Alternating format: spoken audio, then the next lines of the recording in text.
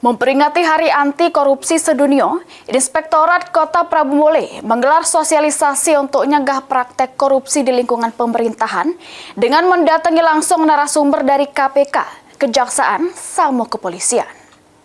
Itu yang sering kali terjadi on the right place. Aduh, Bapak Ibu sekalian. Cegah korupsi di kalangan pemerintah Kota Prabu Mule, Inspektorat Kota Prabu Mule melakukan sosialisasi juru peringatan Hari Anti Korupsi Sedunia. Kegiatan sosialisasi ini datang ke narasumber dari Kejaksaan Negeri Prabu Mule, Kepolisian, serta Komisi Pemberantasan Korupsi atau KPK yang ngenjuk pemahaman mendalam terkait pencegahan tindak pidana korupsi. Untuk peserta, sosialisasi dipeloi oleh para kepala sekolah, kepala desa, lurah, serta kepala OPD di lingkungan pemerintah Kota Prabu Mule.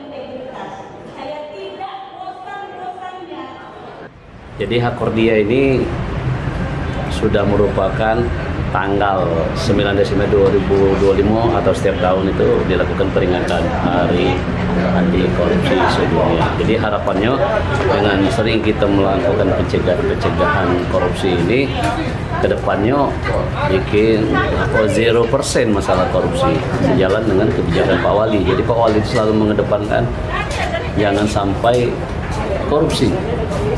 Ini penekanan kepada ASN ya? Kepada di lingkungan ASN, jangan sampai terjerat korupsi ya? Betul.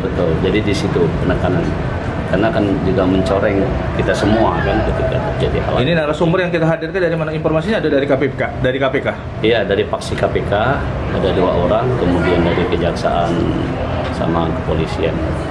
Sosialisasi ini diperlukan supaya pengelolaan anggaran bisa berjalan sesuai perencanaan, sehingga tidak ada celah terjadinya penyimpangan atau praktek korupsi. Anggi Perkasa, PAL TV.